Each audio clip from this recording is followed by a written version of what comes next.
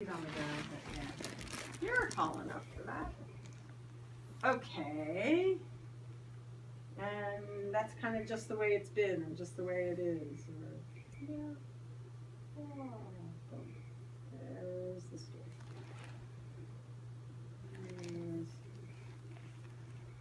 Yeah. Okay. So just get information from both feet relative to the carpet. There you go. Oh yeah, what's the carpet feel like here? How pliable is it? There you go.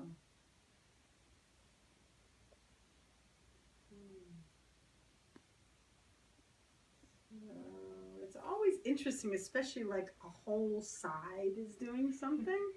It's like, how is that useful? I mean, our bodies only do useful things. Must be preventing it from Yeah, how is this useful? What is it doing for you? You know, yeah, what's the benefit?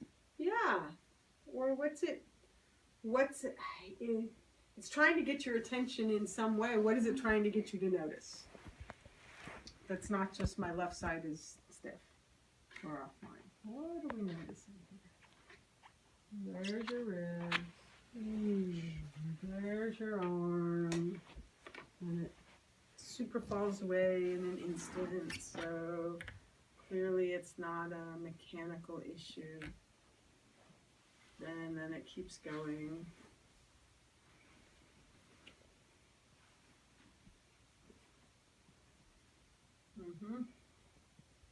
And you can put your head out and look around. Yeah. Something back that penthouse. Way up there.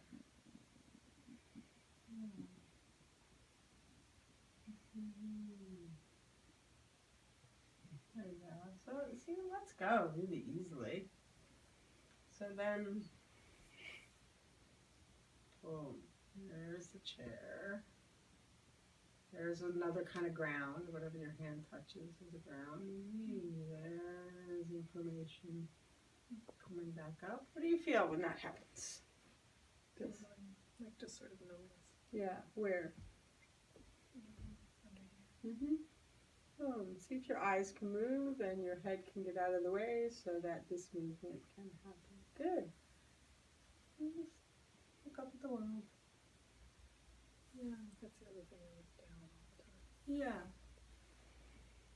So most of us don't look down to see something that's down there. Most of us look down so that we're not looking up. So what are you not looking up at? What happens if you look up? See where I'm going. And that would create the conditions of what? What's the stress involved with seeing where you're going? I bet you do. Try again. If you see where you're going, then what? Then what? What happens if you can see where you're going? You have to go there, I suppose. Do you? You have the choice to go there. Yeah, okay. So, what are the potentials in there? You see where you're going and you don't like it. And then what? What's the next thought or feeling that comes in? Shit, look where I'm going. Do you know what I mean? Well, what's behind that thought? Right. I don't like where I'm going. Okay, and what's behind that thought? What does that mean that you don't like where you're going? Not making the choice to go in the direction I want. Ha! And what does that mean? How do you feel about that when you can see directly in front of you the fact that you're not following the direction that you want? It's not the right choice, I suppose. Try again. What do you feel? I feel bad. Yes. and what do you feel bad about? Who do you, like, put more language on that. Cool. No, I just feel bad that I'm not pursuing the choice that I want. Absolutely. Oh, and I bet you there's something behind that.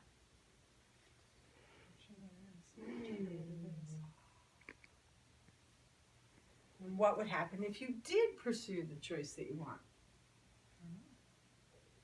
What stops you from doing it? That's the thing, I don't know. Because I don't know how it's going to turn out. Aha, I don't know what the end's going to be. Certainty. Yeah, don't know if I can control that. Great, so that's always going to be true. At some level. At another level, not so, but anyway. So what would be your tool if you potentially, there you go, went in the direction that you really want? Can you make a new choice even on that direction? Of course. If at some point you decide, yes, but I want to tweak it here, or I want to tweak it here, da, da, da. So that becomes its own choice again, becomes its own safety net. The fact that you can let yourself change your mind makes it a little safer to try something, right? There's a new food, you can put it in your mouth and taste it, and if you really don't like it, you can take it out of your mouth. But if you never put it in your mouth in the first place, then you never knew, or you never find out that that's your favorite food. I've had this conversation with my 4-year-olds a long time ago. A lot. I had one kid that would try anything just to try it. And one kid That must be would go, Lucian. Yeah. And then one kid that would go, I don't know it, so I'm not going to try it. Because what if I don't like it? I'm like, if you don't like it, then you know you don't like it. That's what you gained from it. Now you know. If you do like it, now you know that too. I mean, it makes sense when you say it like that. It does. Could it be that easy? Yes. Why can't it be that easy? Who says it's not that easy? They. Exactly. Who's what they? What did they say? I don't know, but I'm sure they said it at some point. Absolutely. And do you believe it? Do you agree with it? Just because you were taught it, and we all were, just because you were taught it doesn't mean you have to agree with it. You can just go, yes, that's what I was taught. So what would it be like if you chose not to agree with that idea? More choice. More choice, and where do you think that would lead you? I don't know. The question is, are you willing to find out? What's the worst case scenario? You look up enough to see that you don't really like where you're going. And you make a choice to listen in a particular way to find out what really would be interesting to you and to decide to move in that direction. What's the worst case scenario? What's the fear? I mean, we're usually afraid of like, what would that do? What would be wrong with that? I know intellectually you go, yeah, that makes sense. Of course, why not do that? But you're not doing that. So why not do that? What is the fear behind it? Failure. Failure. That's a great one. I'm not going to be good enough. Yes, absolutely. And that is a learned response. Because no toddler even considers the possibility of failure. And yet they fall down more times than they don't. So by one set of standards, they fail all the time. And the result of all those failures is that they can stand up and walk. Successful. Absolutely. So, failure is a really relative idea. Failure by what standards, who says? Who says what's a success and what's not a success? Right? And that becomes a really important question. Says who? Says who? So then it leads you, to how do you define success for yourself? Everyone does that differently. Success is when I'm happy. Success is when I'm rich. Success is when I'm doing what I want to do. Success is when I'm exploring. Success is when I have the answers. Like everyone has a really different definition of it. So what's your definition of success? What do you want for yourself? It's starting to change. So it's doing what I want to do, doing what I believe in doing. Great. So part of success is doing something that you believe in. What's another part of success? Paint me a success picture. Doing what I want to do. Great. There are other pieces to it? Like having enough money to be comfortable in a certain way, or Sure. so paint me those pictures. Having enough money to do what I want to do. Yes.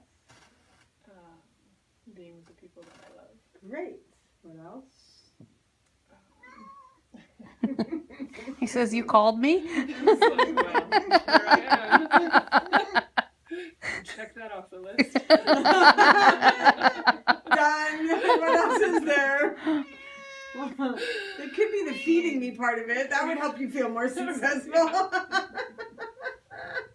Love is contention. I don't know.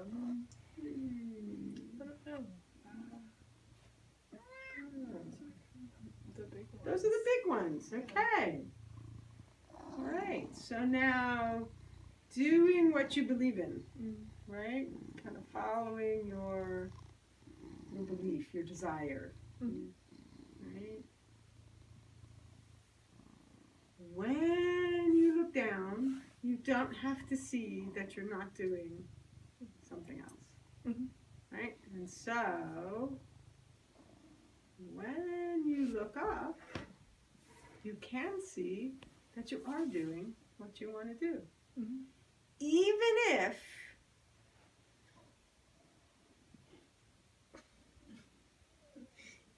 if you're here on the track of not going in the direction that you want, knowing that the direction that you want is here, when you're right here, you're at a place where both things exist. So even when you think you're standing on this direction